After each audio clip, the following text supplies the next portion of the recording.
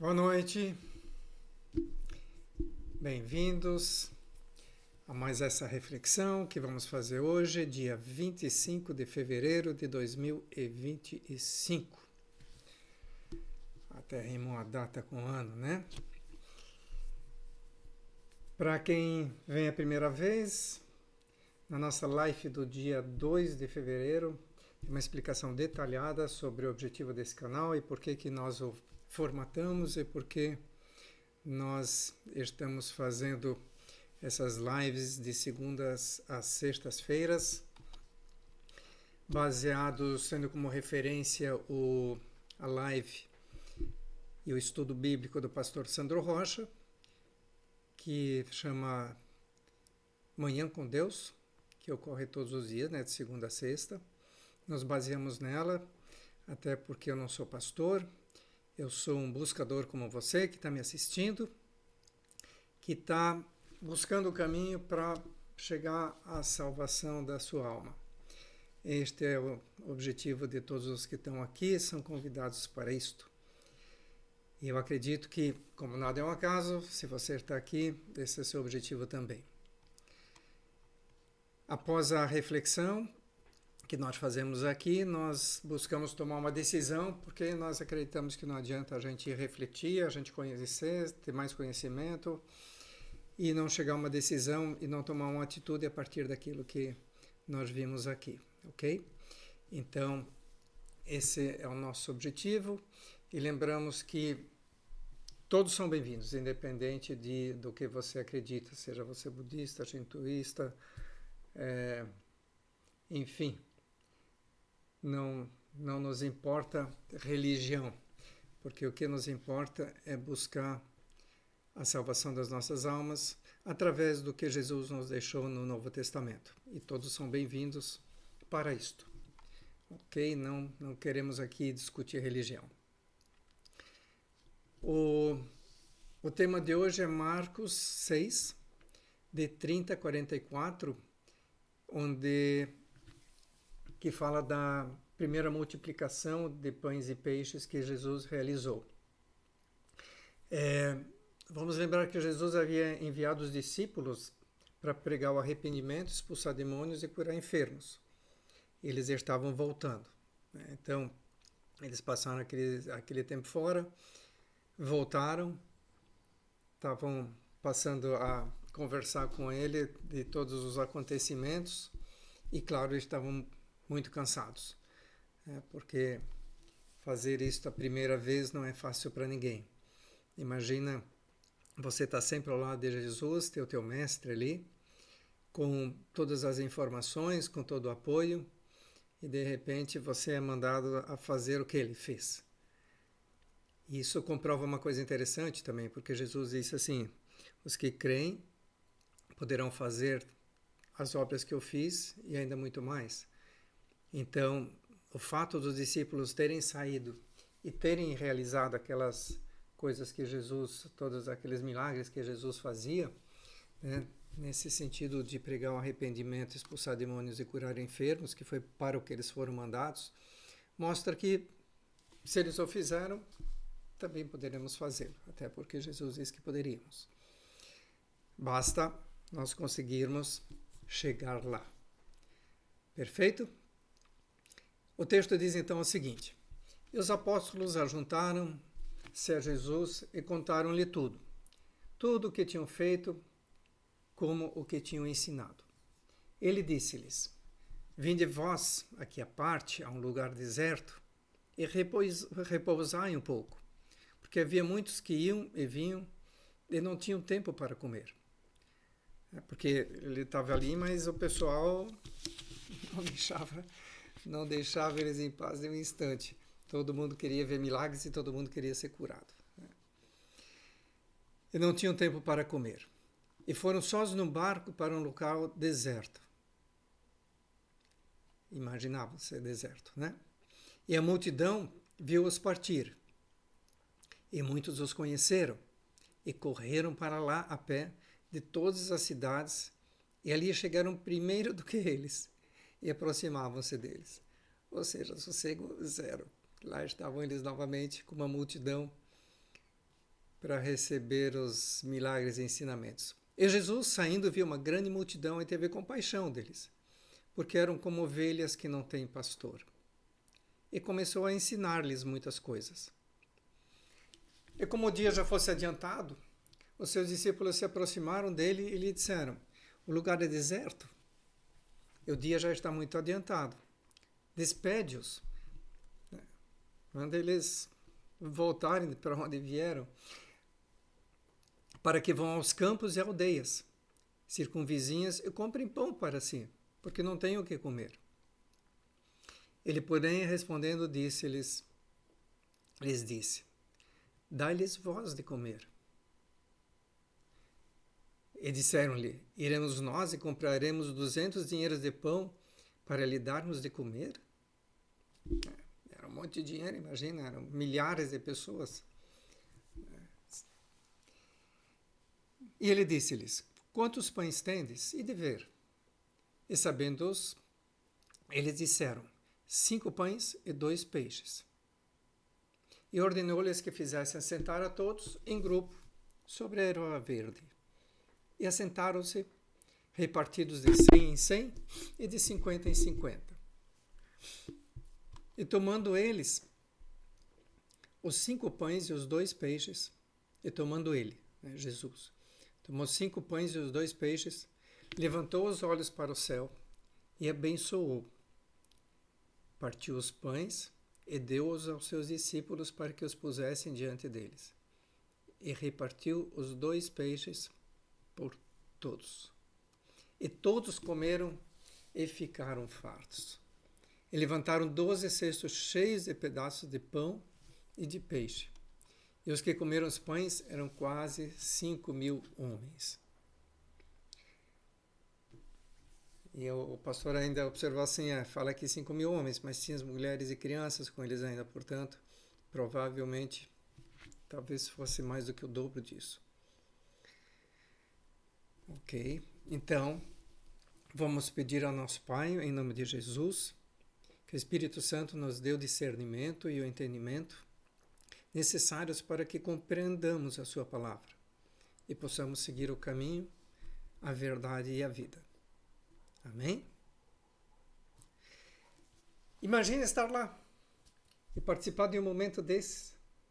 Imagina você sentado ali e ver Jesus abençoando aqueles pães, aqueles peixes, colocando eles numa cesta, e o pessoal tirando pão e peixe daquela cesta, distribuindo, e aquilo não acabava nunca.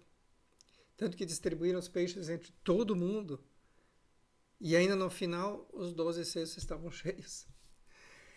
Deve ter sido impressionante, né? Eu queria assistir um milagre desse.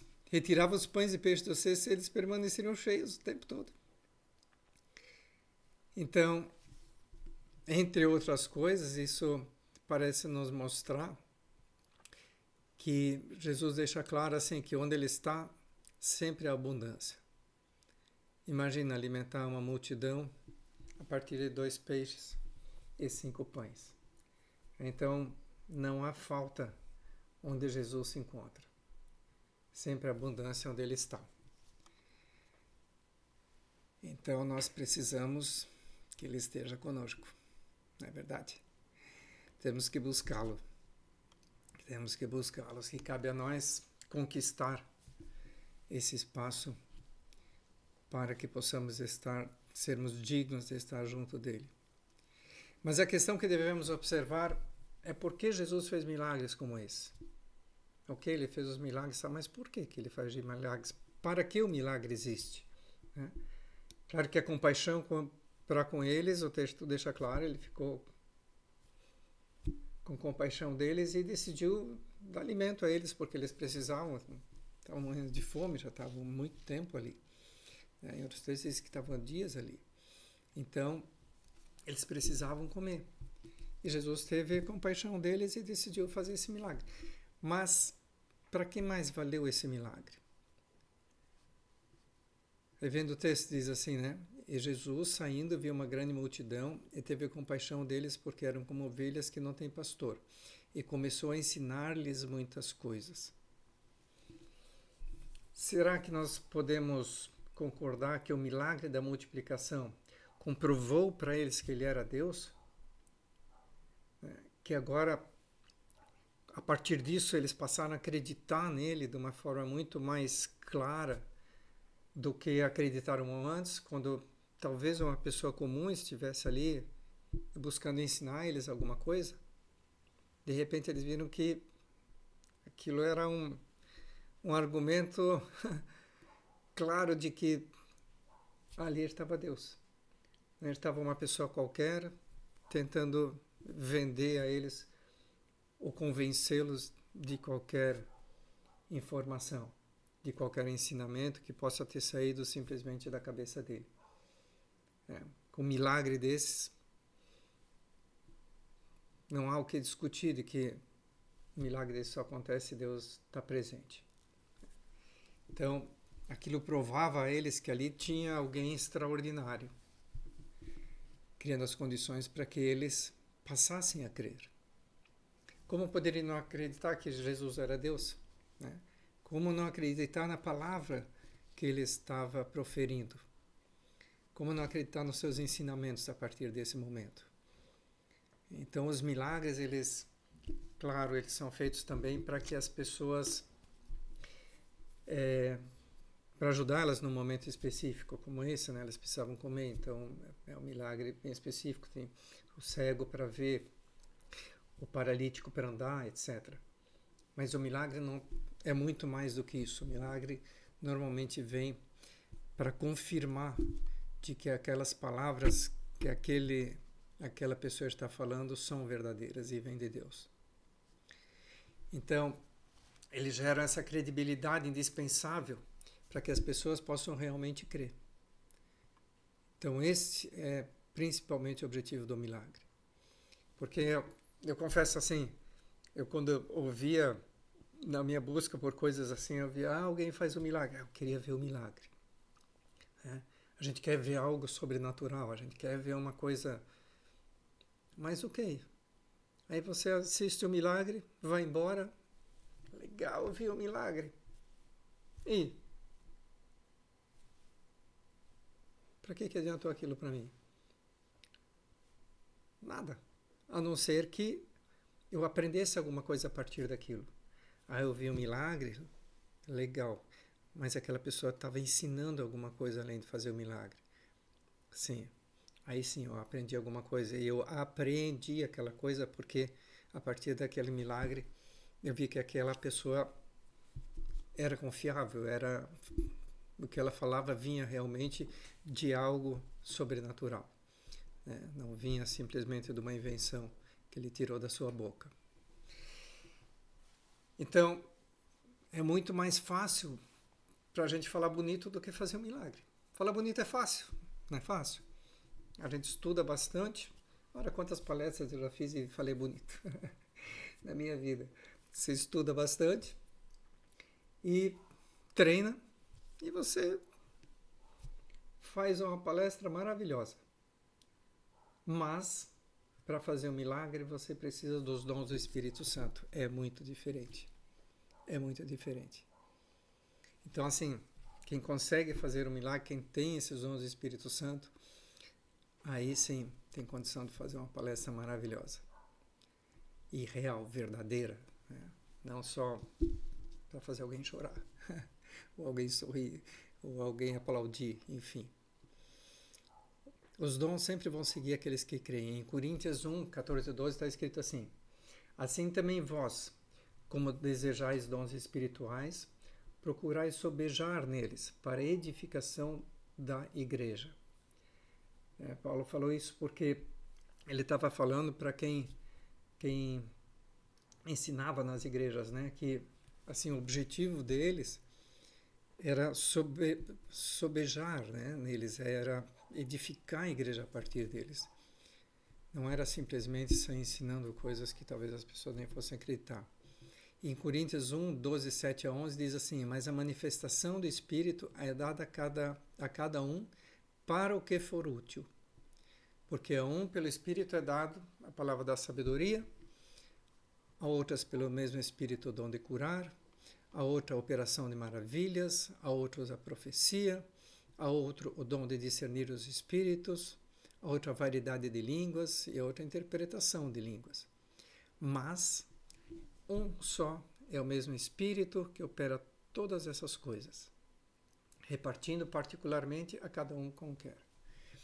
Então, bem-vindo, Tânia, bem-vinda, Santos, bem-vinda a todos, que bom que estão aí. A questão é, aonde nós, e essa é a reflexão que a gente quer fazer sobre esse texto, né? Aonde nós vamos buscar nos aproximar de Deus.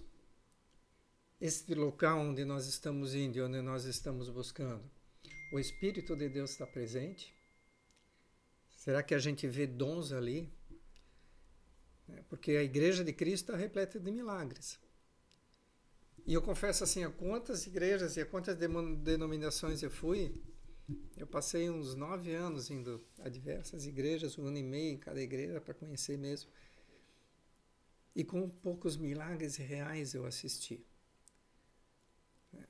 Então, e do que a gente está vendo, assim, tem shows fantásticos nas igrejas, mas milagres acontecendo. Então, é essa questão. Paulo escreve assim, né? A minha palavra e a minha pregação não consistiram em palavras persuasivas. Não consistiram em palavras persuasivas, de sabedoria humana, mas em demonstração do Espírito e de poder, para que a vossa fé não se apoiasse em sabedoria dos homens, mas no poder de Deus. Então, eu acho que essa frase de Paulo é perfeita, né? A minha palavra e a minha pregação não consistiram em palavras persuasivas de sabedoria humana, mas em demonstração do Espírito de Deus. E o que a gente mais vê hoje? Eu assisto diversos cultos e assim, o que eu vejo é bem isso assim mesmo, palavras persuasivas da sabedoria humana. Mas a demonstração do Espírito de Deus, pessoas sendo cheias do Espírito Santo, falando em línguas, sendo curadas e recebendo dons. Por que ele fazia isso? Para que a vossa fé não se apoiasse em sabedoria dos homens, mas no poder de Deus. Por quê? A sabedoria dos homens não te leva a lugar nenhum. Não nos leva lá a nada. A sabedoria dos homens tem milhares de coisas aí, mas não nos leva para onde nós precisamos.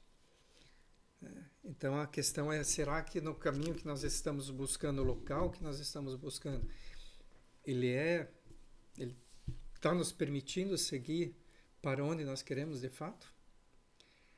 E o pastor nos alerta que nos locais em que se prega o evangelho sem a presença dos dons, o Espírito não está presente, portanto, é inócuo. Acabamos perdendo nosso tempo quando poderíamos estar conseguindo algo melhor. A Igreja de Jesus Cristo era recheada de milagres. Sempre foi. E naqueles tempos antigos, e ainda ali na época de Jesus, aquele pessoal, aquelas igrejas eram milagre em cima de milagre, em cima de milagre. Vivia de milagres. Então, o poder de Deus acompanha o crente, o homem de Deus. Onde ele está, o milagre acontece. O Espírito vai operar através dessa pessoa. Os milagres vêm para evidenciar a ação de Deus na vida de Jesus. Então, assim, nós temos que estar num local onde os dons estejam presentes. O texto prova o poder de Deus, inevitavelmente. Vemos que todas as diversas crenças pregam no que acreditam. Eu já acompanhei muitas delas, né? Então, mas no final, assim, qual a diferença entre o budismo, o islamismo, o shintoísmo, enfim, e os que pregam o evangelho verdadeiro? A diferença é o poder, é o milagre, é a ação do Espírito Santo ocorrendo ali. Então, é isso que nós devemos buscar. precisamos tomar cuidado para não cair no conto de que não é necessário ter dons para pregar o Evangelho. Quem prega o Evangelho tem que pregar com os dons do Espírito Santo. Perfeito? Por isso que a gente tem que ter um pastor, buscar um local onde a gente vê esses dons do Espírito Santo acontecendo presentes. As igrejas andam mancas e coxas porque os sinais já não as acompanham mais. Muitos pregadores, que é o que deixa claro a palavra de Deus, né? Que para o final dos tempos é o que iria acontecer. Muitos pregadores estão tão estudados que acreditam que não precisam mais do Espírito Santo para os ensinar. Eles sabem tudo. Eles conhecem a Bíblia de frente para trás, de cima para baixo, em cada verso, cada local. Conhecem ele todo. Então, acho que eu já não preciso mais do Espírito Santo. Eu já sei tudo. Porém, nunca vamos nos esquecer de que quem mais entende das Escrituras, depois de Deus, é claro, é o diabo. Então, só entender das Escrituras não faz a diferença. A diferença faz nas atitudes que derivam dali. Pregar não deveria requerer preparo anterior. Você ir para um púlpito fazer uma preleção devia ser espontâneo. A pessoa não deveria nem pensar no que ela vai fazer. Ela devia ir para lá inspirada pelo Espírito Santo e deixar que o Espírito Santo fale por ela, os pregadores verdadeiros, reais. Não é um teatro. Ninguém tem que ir lá para cima todo preparado, sabendo o que vai falar, quando vai fazer com que as pessoas batam palmas, quando vai fazer com que elas chorem, quando faz com que elas aplaudam, quando faz com que elas sorriam, quando faz... Não é isso. O pregador deveria ir ao púlpito e escolher talvez um texto para ler e deixar que o Espírito Santo flua através dele. Essa é a verdadeira pregação. É a pregação que se tinha antigamente, quando não se tinha um evangelho para ler, mas sim os ensinamentos de Jesus na mente. A segunda questão é observarmos que Jesus não cobrava nada de ninguém. Você nunca vai ter visto uma passagem que Jesus cobrou alguma coisa de alguém. Será que onde vamos congregar nos está sendo cobrado qualquer coisa fora dos dízimos e ofertas que também não deveriam ser cobrados? Dízimo e oferta não se cobra. Dízimo e oferta, a pessoa que tem a consciência suficientemente já desenvolvida e o conhecimento da palavra vai oferecer de boa vontade. Porque se ela oferecer por obrigação, eu digo, é melhor nem oferecer. Por obrigação, deixa teu dinheiro no bolso, porque toda de graça vai ser a mesma. Então, quem oferece o dízimo e oferta com prazer, porque tem consciência de que está fazendo aquilo que está na palavra de Deus, da forma que está lá e para quem está definido lá, está fazendo da maneira correta, aí sim, aí deve fazer. Mas é só isso que se dá para as igrejas. Elas tendo a necessidade de fazer eventos para arrecadar fundos para o que quer que seja, tem alguma coisa errada. Algo ali não está certo. No momento em que uma igreja precisa fazer um evento para arrecadar fundos, para fazer não sei o que, alguma coisa não está certa. Porque com os dízimos e ofertas espontâneos que ela deve receber, deveriam ser suficientes para manter tudo o que é necessário e fazer todas as ações que ela deseja fazer. Seja construir casa, seja distribuir, seja mandar missionários, seja o que for. Os dízimos e ofertas são os recursos previstos pela palavra de Deus para isso. Espontâneas. Vamos lembrar o que está escrito lá em João 2, 14 e 16. Quando Jesus achou no templo os que vendiam bois e ovelhas e pombos e os cambiadores assentados. E tendo feito um azorrague de cordéis, que é um tipo de uma trança assim, lançou todos para fora do templo, bem como os bois e as ovelhas. Espalhou o dinheiro para os cambiadores e derribou as mesas. E disse aos que vendiam pombos: tirai daqui esses e não façais da casa do meu pai casa de vendas. Claro que hoje não vendemos bois em ovelhas nas igrejas, né? Mas shows, CDs, livros, comida. Então, feita essa reflexão, vamos à decisão de hoje, né? O que nós precisamos observar para nos enquadrarmos, né, no caminho correto e não no engano? Alguém tem alguma sugestão para nos dar?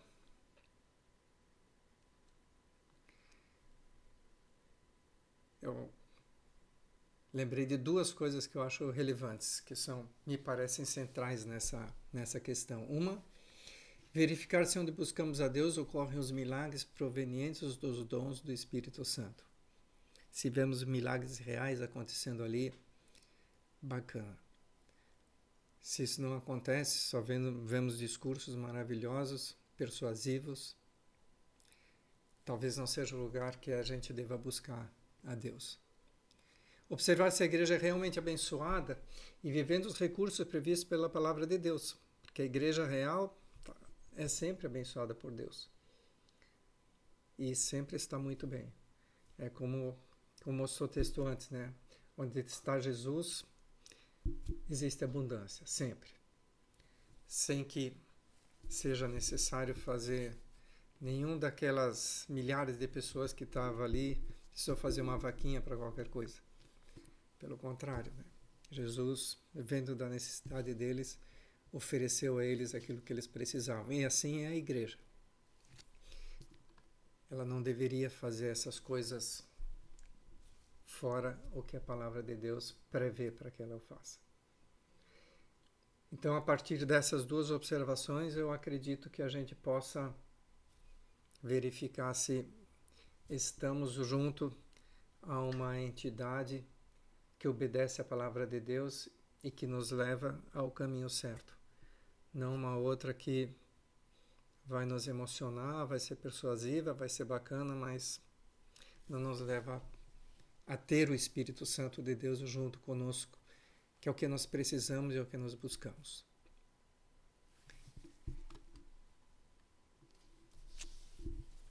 Bom por hoje? Então vamos pedir ao nosso Pai, em nome de Jesus, que a sua mão poderosa esteja sobre nós, que nos abençoe, que cuide de nós, nos proteja e que nos vejamos novamente amanhã neste mesmo horário. Muito bom? Se você gostou, por gentileza deixa lá o teu joinha, lança uma semente compartilhando com alguém e nos vemos amanhã novamente. Uma boa noite.